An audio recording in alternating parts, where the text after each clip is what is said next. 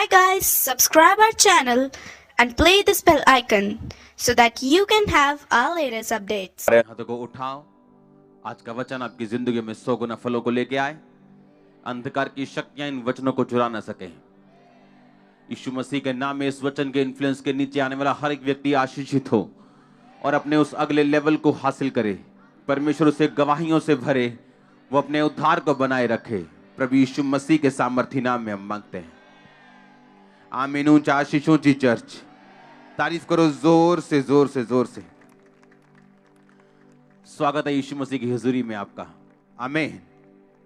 बैठ जाओ अपने शरीर में।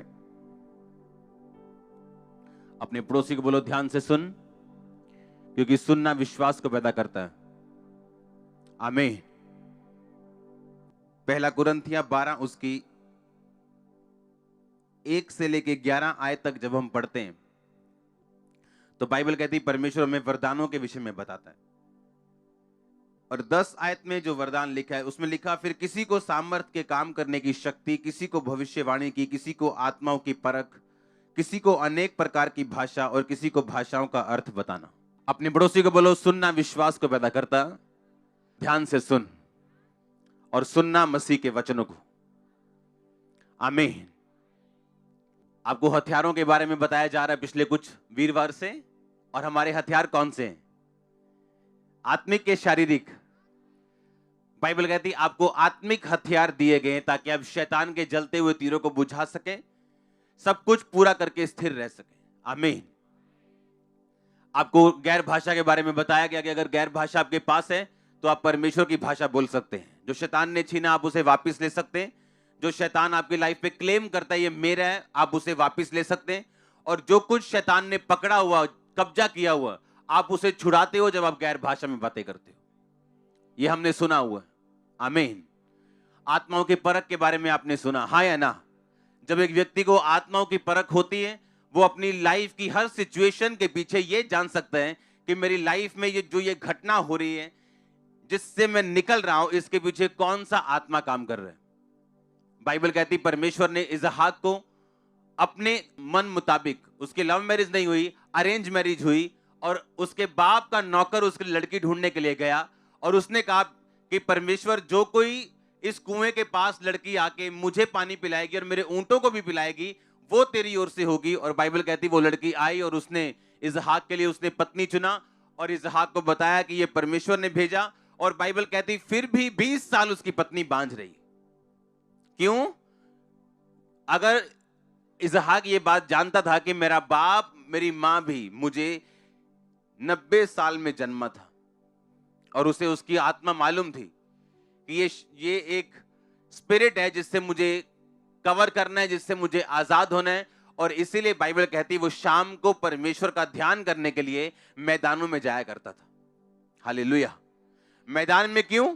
उसे मालूम था ये एक स्पिरिट है, ये एक कर्स है, मुझे इससे आजाद होना है, तो मुझे परमेश्वर के नजदीक होना है। मैं वो गलती नहीं करूंगा जो मेरे बाप ने की कि इश्माइल को पैदा कर दिया। मैं उस पवित्रताई पे और परमेश्वर की प्रतिज्ञा पे खड़ा रहूंगा और उस आत्मा को फॉलो नहीं करूंगा जो गलत आत्मा को मेरे बाप ने फॉलो किया, और जो सही आत्मा को मेरे बाप ने फॉलो किया, जो गलती उसने नहीं की, मैं उसको अब फॉलो करूंगा, आमीन। आपको समझ आ रही कि नहीं? जब आपको अपनी लाइफ की सिचुएशन के पीछे आत्माओं की परख होती है, आप समझ जाते कौन सा आत्मा काम कर रहा है। कि एक औरत में कोई कमी नहीं, लेकिन उसका हस्बैंड उससे कम सुंदर औरत के साथ फंसा हुआ है। और जब वो अपने घर वालों पे ध्यान दे, उसकी नानी भी यही प्रॉब्लम में थी, उसकी मां को भी ये प्रॉब्लम रही, अब उसको ये प्रॉब्लम रही। प्रॉब्लम आप में नहीं, प्रॉब्लम उस आत्मा में है जो आपके पीछे है। और जिस दिन आप उस आत्मा को पकड़ लेते हो, आपका हल होता है। आप समझ रहे हो कि नहीं? आपको मालूम होता है कि प्रार्थना में जब जाना है तो कौन सी आत्मा को डांटना है। और जब आत्माओं की परख नहीं होती, आप फंसते हो। हालेलुया। लोग गलत रिश्तों में जाते हैं क्योंकि आत्माओं की परख नहीं। अगर आत्माओं की परख हो तो आप सही रिश्ता पकड़ लोगे, सही बिजनेस पकड़ लोगे, सही लोगों को पकड़ लोगे, क्योंकि जैसी आपकी संगति होगी वैसे आप होंगे, आमीन। प्रभु यीशु मसीह जिस चेले को बोल रहे थे कि मैं तेरे पे कलीसिया बनाऊंगा, मैं तुझे महान करूंगा, तू सबका प्रधान होगा, सबका तू अगुवा होगा, 5 मिनट बाद उसी चेले को बोल रहे थे, ओए शैतान, मेरे सामने से दूर हो, तो मेरे लिए ठोकर का कारण है। जब उस चेले ने बोला था परमेश्वर तेरे साथ कभी ऐसा ना हो तू की क्रूस उठाए, यीशु मसीह ने कहा शैतान तो मेरे लिए क्या है, ठोकर का कारण है। आत्माओं को परखना, जब आप आत्माओं को नहीं परखेंगे हम सफर करेंगे। क्रिश्चियन लोग भी सफर करेंगे। एक अच्छा फौजी भी मर जाता है अगर उसके पास हथियार ना दिए जाए तो, और एक बुरा फौजी जीत जाता है जो हथियारों के साथ लड़ता है। आप समझ रहे मेरी बात को? एक क्रिश्चियन होने के नाते, एक मसीह होने के नाते परमेश्वर ने आपको अकेला नहीं छोड़ा, निहत्था नहीं छोड़ा। बाइबल कहती परमेश्वर ने आपको आत्मिक हथियार दिए हैं ताकि आप उन हथियारों का इस्तेमाल कर सकें, अपनी लाइफ को बेटर के बाद बेस्ट कर सकें। हाँ या ना? और परमेश्वर ने आपको अकेला नहीं छोड़ा, वो नहीं चाहता कोई भी विश्वासी जो है, इसीलिए तो चर्चिस है। अगर आज आपने उद्धार पा लिया, आपने आज बैप्टिज्म ले लिया, आपने लंगड़े चलते देखे, अंधों को आंखें देखी कि हाँ भी यीशु मसीह जीवित परमेश्वर में विश्वास करता हूं, आपने बैप्टिज्म लिया, उद्धार पा लिया, अब आगे क्या? अगर उद्धार पाना ही लास्ट है तो आपका काम खत्म हो चुका। फिर चर्च में हम क्या कर रहे हैं? बाइबल कहती परमेश्वर ने चर्च में प्रेरित, भविष्यद्वक्ता, पास्टर्स, टीचर्स, इवेंजलिस्ट ठहराएं ताकि लोग उन्नति करें, यानी वो आत्मिक हथियारों से इक्विप्ड हों, आत्मिक हथियारों से भरें और अपनी लाइफ में जीत के साथ वापस आएं और उनको देख के दूसरे लोग भी बचाए जाएं। ये परमेश्वर की मर्जी है, इसलिए आज आप चर्च में बैठे हो। हाँ या ना?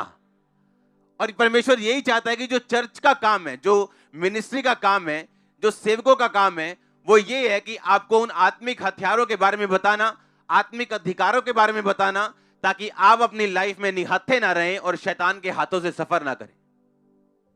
हालेलुया।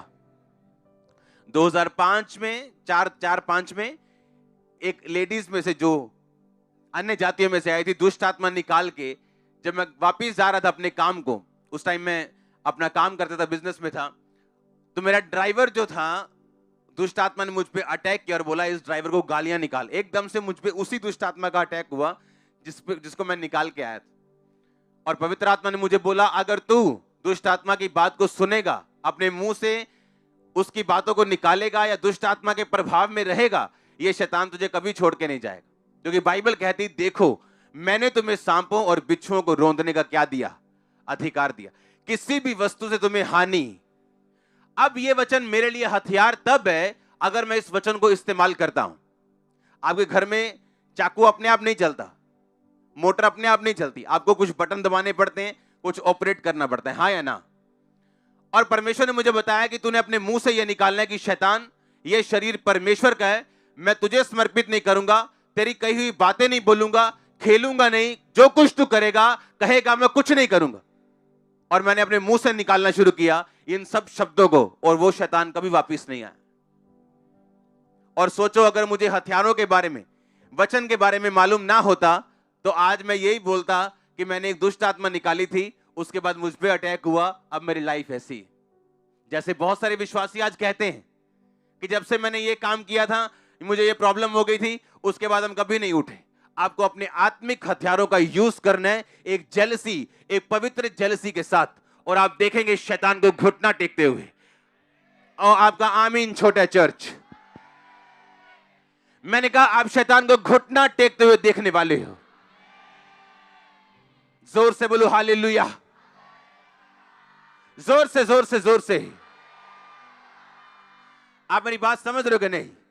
ये हथियार आपको दिए गए आपकी ब्लेसिंग के लिए, आपके छुटकारे के लिए। हाँ या ना? और अगर आप इस्तेमाल नहीं करेंगे तो उसमें नुकसान किसका? आपका। क्योंकि परमेश्वर ने कहा मैं तुम्हें हथियारों से रहित नहीं छोड़ता, मैं तुम्हें हथियार देता हूं ताकि तुम उनका इस्तेमाल कर सको और शैतान के सब जलते हुए तीरों को बुझा सको, सब कुछ पूरा करके तुम स्थिर रह सको। आमीन। और आप जानते हो कि अगर आप पाप में हो तो आप इन हथियारों का इस्तेमाल नहीं कर सकते। अगर आप तैयार नहीं हो तो आप इन हथियारों का इस्तेमाल नहीं कर सकते। आपको तौबा की जरूरत पड़ेगी पहले, और आपको पापों को छोड़ना होगा ताकि आप इन वेपन्स का इस्तेमाल कर सको। पवित्रता ही आपका लाइसेंस है। कोई भी बंदूक रख सकता है लेकिन लाइसेंस चाहिए उसके लिए। पवित्रता ही आपका क्या है? यह आपका आत्मिक लाइसेंस है, आपके आत्मिक हथियारों को यूज करने के लिए। बिना पवित्रताई के इन हथियारों को यूज करना इल्लीगल है और परमेश्वर के सामने सही नहीं। हालेलुया। पवित्रताई आपका क्या है? लाइसेंस है इन हथियारों को यूज करने के लिए। आप सफर नहीं करेंगे, गरीबी के श्राप आप पे नहीं होंगे। मैं सच कह रहा हूं, मैंने कहा आप सफर नहीं करेंगे, आप दुखी नहीं होंगे, श्रापों के नीचे नहीं रहेंगे। आमीन, ऊंचा आशीष ऊंची। आत्माओं की परख, गैर भाषा, और बाइबल कहती किसी को गैर भाषाओं का अर्थ बताना। अब आपको लगता है कि मुझे इस वरदान की जरूरत नहीं। यूसुफ जब जेल में था, उसके पास दो बंदे आए, एक पिलाने वाले का प्रधान, यानी किचन में जो राजा के दो बंदे होते थे, एक ड्रिंक्स को देखने वाला, एक फूड को देखने वाला। एक देता था स्ट्रॉबेरी ड्रिंक, पानी, सब कुछ अच्छा है। एक देता खाना, रोटी, मीट, पनीर, सब अच्छा है। दो प्रधान, दो हेड होते थे। और बाइबल कहती है दोनों हेड जेल में गए क्योंकि कुछ अपराध पकड़ा गया। जब वो जेल में थे तो वहां पे यूसुफ था, और बाइबल कहती है उन दोनों को सपना आया। और सपना क्या था? जब यूसुफ को मालूम हुआ कि ये दोनों उदास है, तो उसने कहा तुम उदास क्यों? कहता हमें एक सपना आया, लेकिन हमें उसका अर्थ नहीं मालूम। यूसुफ ने कहा बताओ। तो उसने कहा, कहता तीन मैं देख रहा हूं, दाख की बारी है और उसमें 3 दाखें लगी हैं और वो पक गई और उनका रस निकला। यूसुफ ने कहा 3 डालियों का मतलब 3 दिन है। 3 दिन के अंदर राजा तुम्हें फिर से वापिस उसी नौकरी पे रखेगा और तुम्हारी प्रतिष्ठा को फिर से वैसे करेगा। सुनो, दूसरे ने बताया, कहता मेरे सिर पे 3 रोटी की टोकरियां हैं और पक्षी उस रोटियों को खा रहे हैं। उसने कहा 3 दिन के अंदर राजा तुझे फांसी दे देगा और तेरी लाश को पक्षी खाएंगे, तेरे मांस को नोच के खाएंगे। और लिखा 3 दिन के बाद ऐसा ही हुआ। पिलाने वाले का प्रधान, पिलाने वाला हेड फिर से वापस नौकरी पे रखा गया और दूसरे को फांसी दे दी गई। और उसने कहा था यूसुफ ने कि जब तुम राजा के पास जाना और तुम्हारा सपना जो मैंने बताया उसका अर्थ अगर सही निकलता है, अगर तुम जानते हो कि मैंने परमेश्वर की ओर से बताया, तो तुम राजा से मेरा जिक्र करना। पर उन्होंने राजा से जिक्र नहीं किया। फिर कुछ साल, 2 साल बीतने पर बाइबल कहती है राजा को एक सपना आया कि 7 मोटी मोटी गाय नदी के तट पर घास चर रही, और उसके बाद 7 कुरूप भद्दी दिखने वाली गाय उन 7 मोटी गायों को खा जाती हैं। और राजा को इसका अर्थ कोई नहीं बता सका। फिर यूसुफ बुलाया गया और यूसुफ ने कहा उन 7 मोटी गायों का अर्थ यह है कि 7 साल जो अगले होंगे उनमें बहुतायत की फसल होगी। और करूब गायों का मतलब यह है कि 7 साल फिर ऐसे अकाल के होंगे कि वो सब फसल को खा जाएंगे और देश की और लोगों की हानि होगी। अब कहां लिखा था 7 गायों का मतलब जो है वो 7 साल होंगे? और ये कहां लिखा था कि 3 डालियों का मतलब, दाखरस की डालियों का मतलब 3 दिन होगा? क्योंकि जो आत्मा की बातें हैं वो किसी बाइबल स्टडी में आपको सिखाई नहीं जा सकती। आप ध्यान से समझो, कितने मेरी बात को समझ रहे हैं? अब किसने बताया कि 3 डालियों का मतलब जो होगा वो 3 दिन होगा और 7 गायों का मतलब जो होगा वो 7 साल होगा? किसी ने नहीं बताया, लेकिन ये पवित्र आत्मा ने उसे बताया। और पवित्र आत्मा आपको बता सकता है अगर आप उसके साथ लिंक्ड हो, अगर आप पवित्रताई में हो। क्योंकि ये वरदान जब आपकी लाइफ में आता है, आपको अपने सपनों का अर्थ मालूम होता है, किस बंदे के साथ जाना है, कौन से बिजनेस पार्टनर के साथ जाना है, कहां पे मिनिस्ट्री को रखना है, कहां पे क्या करना है, ये वरदान आपके लिए जरूरी होता है। हमें लगता है गैर भाषाओं का अर्थ बताने का मतलब यह है कि सिर्फ गैर भाषाओं का अर्थ बताना और हमारा वास्तव की जिंदगी से, ओरिजिनल जिंदगी से इसका कोई लेना देना नहीं। पर ऐसा नहीं। हालेलुया। बाइबल बताती है कि पवित्र आत्मा का जो ये वरदान है, ये आपको लिंक करता है ऊपर स्वर्ग और नीचे धरती के साथ। आप मेरी बात समझ रहे कि नहीं? आपको लिंक करता है ये स्वर्ग और धरती के बीच में, ये एक तार को जोड़ते हैं और आप समझ पाते हैं कि इस धरती पे क्या होने वाला है और परमेश्वर की मर्जी क्या है, और आपको आत्मिक चीजों की समझ शुरू होती। सुनो, आप कोई बिजनेस करो या आप जॉब कर रहे हो या आप घर पे हो ये वरदान आपको बताते हैं कि इस हफ्ते आपका पति जो फॉरेन जाने वाला है उसको नहीं जाना चाहिए। यही वरदान आपको बताते हैं कि जो नया बिजनेस आप शुरू कर रहे हो आपको इस इलाके में नहीं करना है, क्योंकि परमेश्वर का आत्मा आपको दर्शनों के द्वारा, स्वप्नों के द्वारा और ऐसे चिन्हों के द्वारा आपको गाइड करता है। जब यह वरदान आपकी लाइफ में काम करता है, यह इम्पॉसिबल है आपकी लाइफ में गलत लोग जुड़ जाएं अगर यह वरदान आपकी लाइफ में काम करता हो तो। और यह एकदम से शुरू नहीं होता।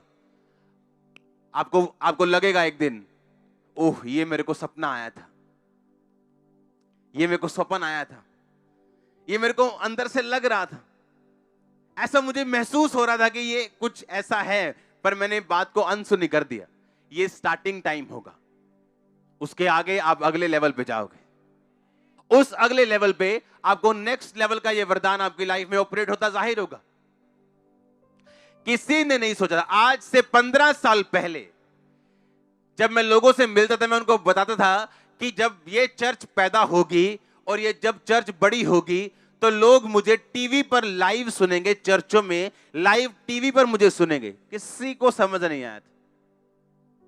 सुनो, किसी को समझ नहीं आया था कि ये ऐसा कैसे हो सकता है। यहां तो पास्टर्स खड़े हो तो लोग नहीं जाते, पास्टर्स चर्च में तो लोग नहीं जाते, बोलते हैं जी आज तो काम है जी, आज तो ये है जी। आप बोल रहे हो कि आप टीवी पे प्रीच करोगे और लोग होंगे।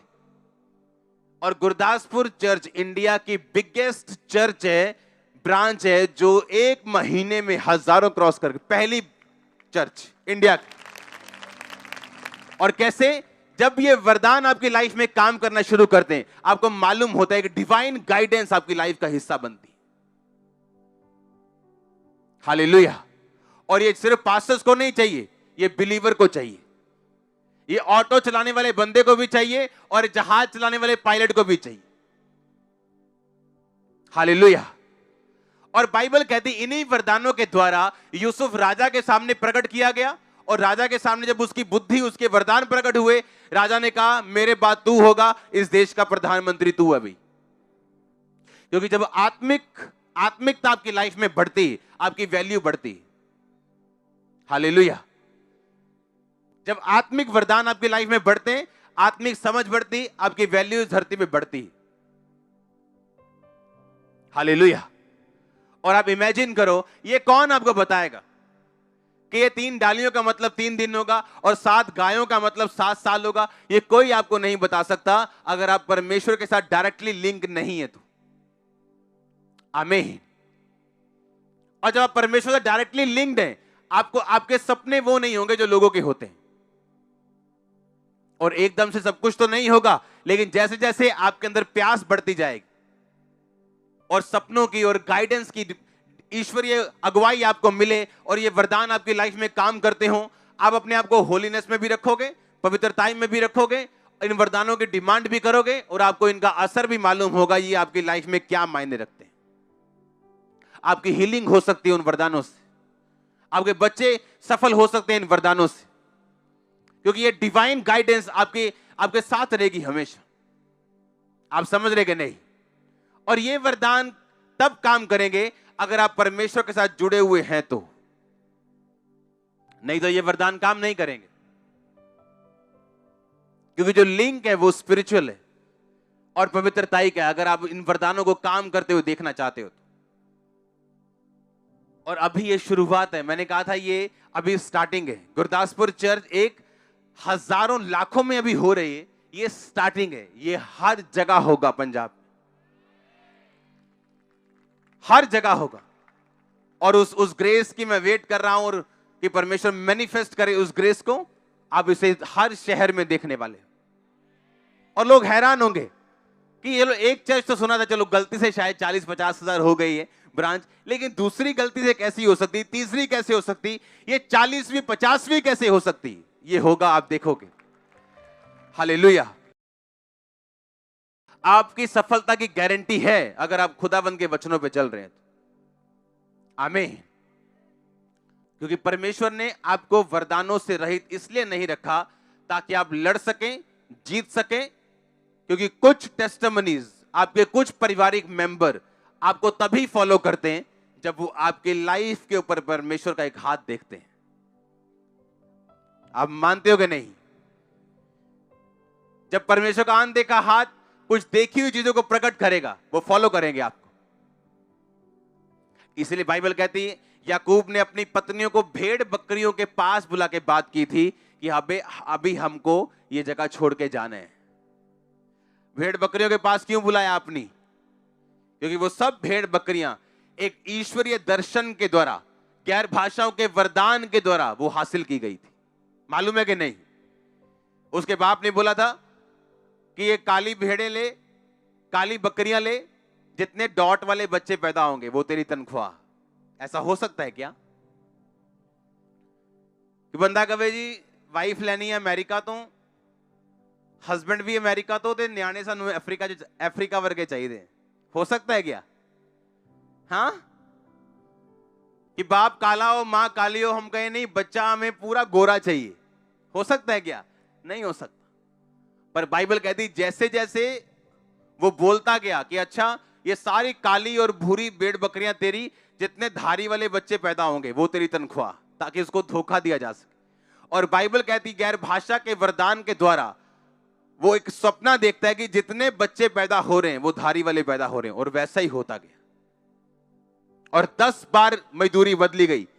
अच्छा ये गलती हो गई, धारी वाले गलती से पैदा हो गए, अब डॉट डॉट वाली तेरी तनख्वाह होगी। अच्छा अब डॉट डॉट वाले पैदा हुए, अच्छा अब जो ऐसे ऐसे ऐसे वाले पैदा होंगे वो तेरी तनख्वाह। और वैसा ही होता गया जब परमेश्वर आपके साथ हो तो। आप समझ रहे कि नहीं? आपको यह बात समझनी है कि वरदानों के बिना आपकी लाइफ अधूरी है, और बिना वरदानों के चलना, बिना हथियारों के चलना एक पूरी चले चलाए युद्ध में मूर्खों के जैसे चलने वाली बात होगी। और सोचो शैतान कितना उन लोगों को धोखा दे रहा होगा जो लोग पवित्रताई में नहीं, जानबूझ के पाप में, क्योंकि ऐसे लोगों की लाइफ में वरदानों का काम करना पॉसिबल नहीं। अगर वरदान काम करेंगे भी तो एंड में उनका नुकसान होगा, क्योंकि वरदान इस बात की गारंटी नहीं कि परमेश्वर आपकी लाइफ में है 100%। आप प्रभु के साथ वफादार हो, एक टाइम पे खुदावंद की प्रार्थना कर रहे हो, फास्टिंग कर रहे हो, आपको वरदान मिल जाएंगे, पर उनको वफादारी के साथ यूज करते रहना ये आपकी जिम्मेवारी। इसलिए परमेश्वर ने कहा अंत के दिन में ऐसे लोग होंगे जो कहेंगे परमेश्वर हमने दुष्ट आत्माएं निकाली, हमने चंगा किया, हमने वो किया। परमेश्वर बोलेगा मैं तुमको नहीं जानता। हालेलुया। वरदानों का होना जरूरी है, लेकिन पवित्रताई को मेंटेन करते हुए, आत्मा की जो नीड्स हैं, जरूरतें हैं, उनको मेंटेन करते हुए आप उन वरदानों का यूज कर सकते हो। आज के बाद होली स्पिरिट आपको गाइड करने वाला है, क्योंकि मैं आपको अपनी आत्मा में देख रहा हूं होली स्पिरिट की अगुवाई के द्वारा चलते हुए एक नए बिजनेस में, एक नई जॉब में, नई लाइफ में। आमीन। ऊंचा तो आशीष आपकी है चर्च। मैं आपको एंट्री करते हुए देख रहा हूं। मैंने कहा नए रेलम में यीशु मसीह के सामर्थ्य नाम में। आमीन। ऊंचा तो आशीष ये ऊंची चर्च। मैंने कहा आमीन। ऊंचा तो आशीष ये बड़ी है चर्च। हालेलुया। जोर से बोलो हालेलुया। आपको आत्मिक वरदानों को सिर्फ समझना ही नहीं, इस पे चलना भी और इसको मेंटेन भी करना है। आमीन। आप वो सफर नहीं कर सकते, आप उन दुखों में नहीं जा सकते जो लोग बिना नॉलेज के दुखों में चलते हैं। बाइबल एक बात कहती है, कहीं नहीं लिखा धर्मी में मुसीबत नहीं आएगी। परमेश्वर ने कहा धर्मी पर भी मुसीबत आएगी और पापी पर भी मुसीबत आएगी, पर धर्मी उस मुसीबत से निकाला जाएगा। पौलुस कहता परमेश्वर मेरे शरीर पर एक कांटा चुभा, यानी उसके शरीर में एक बीमारी थी, और वो परमेश्वर से विनती करता कि परमेश्वर ये कांटा मेरे शरीर से दूर कर। क्या आवाज आती? मेरा फजल ही तेरे लिए। जिसको ये आवाज नहीं आती ना, वो टेंशन में रहता है। जिसको ये आवाज नहीं आती फिर वो बाबाओं के पास भी जाता है, क्योंकि उसे मालूम नहीं मेरे साथ ऐसा क्यों हो रहा है, क्योंकि परमेश्वर की आवाज उसे सुनाई नहीं दे रही।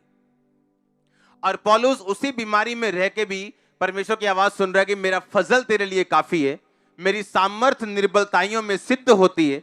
उस आवाज के कारण उस बीमारी में वो ठहरा रहा और बाद में चंगाई भी पाई। शाऊल की गिरावट तब शुरू हुई जब उसे परमेश्वर की आवाज सुननी बंद हो गई। अब आप देखो, परमेश्वर की आवाज सुननी है तो आपको उसके वचनों पे चलना पड़ेगा। इस दुनिया की सबसे बड़ी सेवकाइयों पे एक अगर आप गूगल करें, नजर मारें, तो कुछ चीजें आपको कॉमन नजर आएंगी। कितने साल निराशाओं में रहना, ये कॉमन चीज होगी। रिजल्ट ना भी आए तो भी फेथफुल रहना, ये कॉमन चीज होगी। वफादारी और पवित्रता, ये कॉमन चीज होगी। आप नोट कर लो। और उसके बाद जो रिजल्ट परमेश्वर ने दिए ऐसे कभी नहीं आए।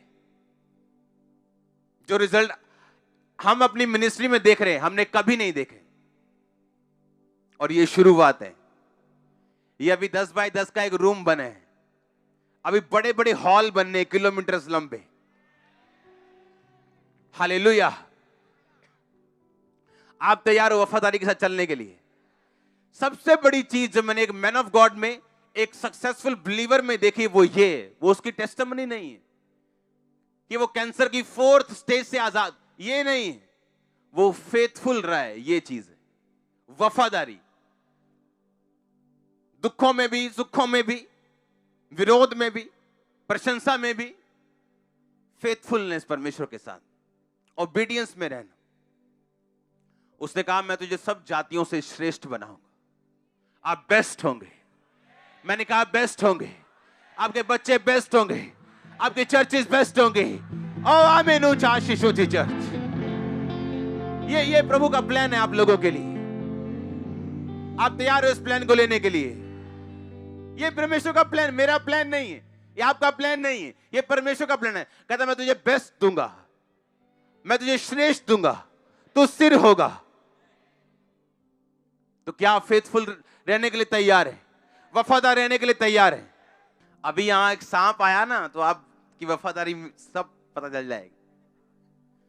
हाँ, हम वफादार तभी तक हैं जब तक मुसीबत नहीं आती। हम पवित्रताई में तभी तक हैं जब तक कोई मौका नहीं मिला। और हम तब तक चोर नहीं हैं जब तक कोई मौका नहीं मिला। अगर मौका ही नहीं मिला चोरी करने का, तो आप साबित नहीं करते आप चोर नहीं। आज लोग तब तक पवित्रताई में हैं जब तक मौका नहीं मिला। जिस दिन मौका मिल गया मन मर्जी का, उस दिन खत्म है सब कुछ। मैं सच कह रहा हूं कि नहीं कह रहा हूं? हाँ, कि ये बंदा बड़ा वफादार है जी, अच्छा फाइनेंस में ड्यूटी दे दो, वो तब तक ही बस वफादार है, उसके बाद नहीं। उसके बाद अगर वो वफादार है, वो रियल वफादार है। हाँ, बंदा बड़ा पवित्रताई में है, जब तक मौका नहीं मिला उसको मौका दे के देखो, अगर तब भी पवित्रताई में, तो वो रियल पवित्रताई है। बात मौका मिलने की। पोतीफर की पत्नी पकड़ के बोलती है मेरे साथ सोना पड़ेगा तुझे, भाग गया वो। उसके लिए जेल में जाना पड़ा। उसकी पत्नी ने गलत इल्जाम लगा दिए, झूठा इल्जाम लगा दिया कि अपना कपड़ा मेरे पास छोड़ गया, मेरा बलात्कार करने आया था। तब भी उसने अपनी होलीनेस को छोड़ा नहीं। हालेलुया। आज कुछ पवित्रताई में इसलिए है क्योंकि किसी ने भाव नहीं दिया, किसी ने कोई ऑफर नहीं मारा, किसी ने कुछ दिखाया नहीं। जब वो चीज आप कवर कर लोगे और उसको क्रॉस कर लोगे, आपकी लाइफ शुरू हो जाएगी। तब तक मैं आपको सच कह रहा हूं, परमेश्वर बड़ा खतरनाक है। मैं आपको सच कह रहा हूं, वो जितना हमें दिखता है प्रेम से भरा वो है, पर वो बहुत परख और बहुत चेक करने वाला परमेश्वर। ऐसा पॉसिबल है कि आप इस बिलीवर हों और वो आपको 20 साल परखे, क्योंकि उसको अब तक आप पे भरोसा नहीं कि जिस दिन आपको मौका मिलेगा आप ठहरे रहेंगे या नहीं। एक सेवक की कलीसिया हो गई 40-50 हजार, और उस अफ्रीका के उस इलाके की सबसे बड़ी चर्च है वो। उस शहर की पॉपुलेशन 60,000 है और उसकी चर्च में 35,000 लोग। पूरे शहर में 60,000 लोग। और वो एक दिन प्रभु से कह रहा है, प्रभु ये वाली चीज मैं मांग रहा हूं, तूने मुझे क्यों नहीं दी? परमेश्वर ने कहा मैं अभी तक तुझे परख रहा हूं। कहता है अभी तक मैं परखा जा रहा हूं? इतने दुख सहने के बाद, इतना काम करने के बाद, तो विश्वासियों का क्या हाल होगा? अगर मैं परखा जा रहा हूं तो विश्वासी कहां बैठे? आप नहीं जानते कौन सा पाप परमेश्वर शैतान को यूज करके आपके आगे कर रहा है, आपको परखने के लिए कि वो नेक्स्ट लेवल आपके लिए तैयार है या नहीं, कि आपको अभी यहीं बैठना चाहिए, दैट्स इट, जहां आप हो। और आपको मालूम नहीं कितने लोग फेल हो जाते हैं उस चैलेंज में। अगर आपने शरीर पर काबू नहीं पाया, आपने अपनी लाइफ पर काबू नहीं पाया। अगर लाइफ की हर हिस्सा काबू में चाहते हो, मन मर्जी चाहते हो, तो शरीर पे आपको काबू करना पड़ेगा। बाइबल कहती परमेश्वर लव है, प्यार है। God is and love is, ये गलत है। गॉड इज लव, ये ठीक है, पर लव इज गॉड, ये गलत है। अमेरिका में एक बंदा कहता है कि मैंने घोड़ी के साथ शादी करनी क्योंकि मुझे घोड़ी से प्यार है। तो लव, ये लव है, तो क्या ये गॉड है? Love is God? Her love God नहीं, गॉड का एक पार्ट है, ये गॉड का एक नेचर है लव करना, पर इस लव को पूरा गॉड मत बना। आप समझ रहे कि नहीं? अब वो कह रहे नहीं जी मुझे प्यार है, प्यार खुदा है, मैंने घोड़ी के साथ शादी करनी, और उसने कोर्ट में अर्जी दी। अब आप क्या करोगे? प्यार खुदा है? उसी तरह से आजकल जो प्यार चल रहा है वो खुदा नहीं, वो शैतान है। जो खुदा वाला प्यार होगा उसमें शांति और पवित्रता ही पीछे चलेगी उसकी। अगर वो मिस कर रही तो वो शैतान है। वो आपको सबसे सुंदर क्यों ना लगे, वो शैतान है। हालेलुया। तो खुदा तो प्यार है, पर प्यार खुदा नहीं, क्योंकि अगर प्यार खुदा है तो उसे घोड़ी के साथ शादी करनी चाहिए। और उसने लिख के दिया है कोर्ट में मुझे घोड़ी के साथ शादी करनी, क्योंकि प्यार खुदा है। प्यार खुदा नहीं है, खुदा प्यार है। हालेलुया। तो आज लोग तब तक चोर नहीं है जब तक उन्हें मौका नहीं मिलता, तब तक व्यभिचारी नहीं जब तक उन्हें मौका नहीं मिलता। जब मौका मिल जाता है, अगर वो प्रूफ कर दें कि हाँ हम नहीं, तो परमेश्वर उन्हें अगले लेवल पे लेके जाने के लिए तैयार है। और याद रखो, अगला लेवल उस तरह नहीं आता जिस तरह आप सोचते हैं कि आज मेरी कमाई 30,000 है, मुझे इस 30,000 पे 2 साल हो गए, कहां है अगला लेवल 32,000 का? वो लेवल नहीं है, वो आपको पे करेगा, चाहे आपको 20 साल बाद इकट्ठा करे। ये उसका तरीका है। आप जानते हैं कि नहीं? वो आपको पे करेगा, वो आपको देगा, आपके बच्चों बाल बच्चों समेत आपको देगा। शैतान के साथ किया गया हर सौदा घाटे में रहता है, परमेश्वर के साथ किया गया हर सौदा फायदे में रहता है। शैतान का हर सौदा मीठा क्यों ना हो, कितना भी, पर वो कड़वा ठहरेगा। हालेलुया। हमें शैतान के, उसके इन्फ्लुएंस के, उसके जो धूर्तपूर्ण है, उसमें जो चालाकी है, उससे बचना है। कि प्यार क्या है? खुदा है। ये उसकी चालाकी है। प्यार खुदा नहीं, खुदा प्यार है, पर प्यार खुदा नहीं। हालेलुया। और जो उसकी चालाकियों से जब बचे रहेंगे तो परमेश्वर अपनी डायरी पे लिखेगा आपकी प्रार्थनाओं को, आपको उत्तर देगा, वो आपको ऊंचा भी करेगा, वो आपको सेट भी करेगा, वो बढ़ाएगा भी, शर्मिंदगियां दूर करेगा, शैतान के अटैक्स खत्म करेगा। जो कुछ आपकी प्रेयर रिक्वेस्ट है वो कहता मैं सुनूंगा और उसका उत्तर दूंगा। कहता उसने जो मुझसे स्नेह किया है इसलिए मैं उसको क्या करूंगा? छुड़ाऊंगा। मैं उसको ऊंचे स्थान पर रखूंगा क्योंकि उसने मेरे नाम को जान लिया। उसने जो मुझसे स्नेह किया, इसे याद रखो। आप रोज परखे जाते हैं और रोज आपकी मार्किंग होती है, आपके नंबर आते हैं हेवन में, उसके हिसाब से आपको आगे बढ़ाया जाता है। इमेजिन करो, आज हम 10 रुपए में अगर फूल जाएं और हम्बल ना रहे, क्या परमेश्वर आपको 11 रुपए देगा? आपका बच्चा, आपने उसको साइकिल लेके दी और वो इतनी रफ चला रहा है, इतनी रफ चला रहा है, इतना तेज चला रहा है, आप उसको स्कूटरी लेके दोगे? अगर आप लेके दोगे तो आप उसकी सौतेली मां हो। क्योंकि आपको फिक्र नहीं है उसकी, आप केयरलेस माँ हो। और बाइबल कहती हमारा परमेश्वर माँ से भी ज्यादा प्यार करता है। वो ऐसी कोई चीज हमें नहीं देना चाहता जिससे हमारा नुकसान हो, हम हैंडल ना कर सके। आज वही ग्रेस हमारी लाइफ पे है, उतनी ही ब्लेसिंग है जितनी हम हैंडल कर सकते।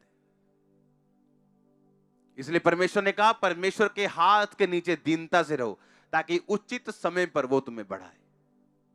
हालेलुया। और ये वफादारी, ये पवित्रताई और अपने टेस्ट में पास होना, ये हम्बलनेस की निशानी। हालेलुया। और जब हम्बलनेस, जब नम्रता जाती है तो ठोकर आती है। आप बढ़ने के लिए आए हो, ये प्रभु का मास्टर प्लान है। आपके बच्चों को वो वहां लेके जाना चाहता है जहां आपका खानदान नहीं गया हो। मैं सच कह रहा हूं, ये परमेश्वर का हार्ट बता रहा हूं मैं आपको। पर उसको आपकी कोऑपरेशन चाहिए, क्योंकि वो वहां कार्य नहीं कर सकता जहां सब कुछ बाइबल के खिलाफ होता हो। हालेलुया। संडे मैंने एक चीज खुदावंद के नाम में लोगों को बताई थी कि आपके टाइट की परमेश्वर परवाह नहीं करता अगर आप पवित्रताई में नहीं हो तो। आपका टाइट काम नहीं करता आपकी लाइफ में अगर आप होलीनेस में नहीं हो तो। टाइट जो है ये एक वाचा है, ये एक कवनेंट है, ये प्रॉमिस नहीं है। परमेश्वर आपको अमीर और आशीषित करेगा, ये वाचा नहीं है, ये प्रॉमिस, ये वायदा नहीं है, ये एक वाचा है कि अगर तुम मुझे टाइट देगा मैं तुझे ब्लेस करूंगा। चंगाई करने का एक वायदा है, मेरे कोड़े खाने से तू चंगा, धर्मी का वंश, ये वायदा है। पर अमीरी का एक भी वायदा नहीं। इसलिए याकूब ने कहा था जो कुछ तू मुझे देगा उसका 10वां हिस्सा मैं तुम्हें दूंगा। पर वो 10वां हिस्सा कभी काम नहीं करेगा अगर आप परमेश्वर के साथ वाचा में और पवित्रताई में नहीं हो तो। आप शराब बेच रहे हो और 10वां हिस्सा चर्च में लेके आ रहे हो, वो किसी काम का नहीं, मत लेके आओ। वो 10वां हिस्सा वही काम करेगा जो आपने अंडर होलीनेस की, परमेश्वर की वफादारी की अगुवाई में दी है। आमीन। वो 10वां हिस्सा ये प्रूफ है कि आप प्रभु के साथ एक वाचा में हैं कि उसके काम के लिए या आप अपनी ब्लेसिंग के लिए। खुदावंद का काम नहीं रुकता अगर आप टाइट देना बंद कर देंगे तो। हालेलुया। खुदावंद को किसी सपोर्ट की जरूरत नहीं, लेकिन ये हमारे लिए आज ये चर्च ब्लेस्ड है क्योंकि ये टाइट पे विश्वास करती है, वाचा पे विश्वास करती है। आमीन। और इसलिए हेवन खुला हुआ है चर्च के ऊपर और आप महसूस कर सकते हैं। और आगे आगे तो दिखेगा ऐसा कि आंख बंद करके भी दिखेगा। अब तो आंख खुल के दिख रहा है, आंख बंद करके भी दिखेगा। ये परमेश्वर का प्लान है आप लोगों के लिए। आपको आगे बढ़ना है। आमीन। ऊंचा आशीष, ऊंची चर्च।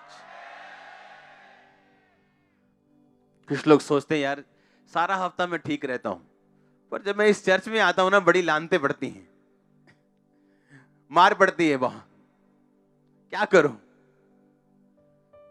उस कैंसर के फोड़े को काट दो, सदा के लिए आराम ले लो। क्योंकि खुदा प्यार है, पर प्यार खुदा नहीं। वो खुदा का एक छोटा सा हिस्सा है, एक प्यार, पवित्रताई, दया, जेलसी, पवित्र जेलसी कि तुम मुझे अलावा किसी और को ईश्वर, ये उसके हिस्से हैं, ये उसके फीलिंग्स है, ये उसके इमोशंस हैं। पर एक इमोशन को लेके पूरा खुदा मत बना। अपने हाथों को उठाओ, बोलो मुझे आत्मिक समझ दे, मुझे आत्मा में बढ़ा। खुदावन तेरी दया मुझ पे हो। अपने हाथों को उठाओ और बोलो इन वरदानों से मुझे भर। आत्माओं की परख से, गैर भाषाओं से, गैर भाषा के वरदान, गैर भाषा का अर्थ, ये सब मुझे दे खुदावन। मुझसे बात कर सपनों के द्वारा, मुझसे बात कर दर्शनों के द्वारा, मुझसे बात कर खुदावन। उठाओ अपने हाथों को, थैंक यू जीसस बोलते हैं ऊंची आवाज में। प्रभु यीशु मसीह के नाम में हम मांगते हैं। मेरा ये बिलीव है आप इस वचन पे मनन करोगे। हाँ, आपको मेरी बातें याद आएंगी कि मैं तब तक पवित्रताई में हूं जब तक मुझे मौका नहीं मिला। आज मुझे मौका मिला और मुझे साबित करना है कि मैं पवित्रताई में हूं। मैं तब तक चोर नहीं हूं जब तक मौका नहीं मिला। आज मुझे मौका मिला है, आज मैं साबित करूंगा मैं चोर नहीं हूं। आप नहीं जानते परमेश्वर आपको परखता है, आपको फेल पाता है और आपको मालूम भी नहीं होता। और छोटी सी चीज में आपको पास पाता है, आपको मालूम नहीं होता, पर रिजल्ट आता है बोर्ड के ऊपर। आप अपना बोर्ड रिजल्ट जरूर देखोगे, आपको मालूम होगा आप फर्स्ट नंबर से, फर्स्ट पोजीशन से पास। हाँ, तो जब वो आज से आपको परखे, क्या करना है? वफादार रहना है। उस टाइम कोई आपको देखता नहीं, आपका बाप जॉब पे, बिजनेस में, आपकी मम्मी बर्तन धो रही, कोई आपको देख नहीं रहा। पर कौन देख रहे हैं? जिसने प्रमोशन भेजनी, जिसने आपके बॉस के हार्ट को चेंज करना है, जिसने जो ओवरी में एग नहीं बनता, जिसने उस एग को बनाना है जो दवाई नहीं कर सकती। आप मेरी बात समझ रहे हैं? जिसने उस कस्टमर के दिल में डालना है कि वो आपसे मिले, उसको अगर धोखा दोगे तो नीचे वफादारी की आस मत रखना। उठाओ हाथों को, याद रखो, अगर खुदा को धोखा दिया तो इंसान क्या देंगे? क्या देंगे? अगर खुदा के साथ वफादार हो तो इंसान जो कुछ भी आपके साथ करे, आप अपने आप को परफेक्ट होता हुआ देखेंगे। कहते ना, कुब्बे दे लत मारी तो कुब्बा की हो गया। आपके लोग टांग मारेंगे और आप सीधे होंगे। आप बोलेंगे वाह वाह। आमीन। आपकी लाइफ बेटर होती जाएगी, रिलैक्स्ड होती जाएगी, आशीषित होती जाएगी। फ्रेंड के पीछे एंड लिखा हुआ है, हाँ, END। हर फ्रेंडशिप का एंड है। अगर उसको अपना दिल दे दोगे खुदा को, कभी एंड नहीं। वो आपके बच्चों का, पोतों का, वो दोस्त बना रहेगा और कभी निराशा नहीं होगी। उठाओ हाथों को, थैंक यू जीसस। अपना हार्ट खुदावंद को दो, अपना दिल खुदावंद को दो, पवित्रताई के वरदान को, गैर भाषा के वरदान को, अर्थ को, खुदावंद से बात करने को मांगो और बोलो, परमेश्वर मैं अपनी लाइफ तुझे देता हूं, पापों से तौबा करता हूं, पवित्रताई में चलने का वायदा करता हूं, प्रभु यीशु मसीह के सामर्थी नाम में।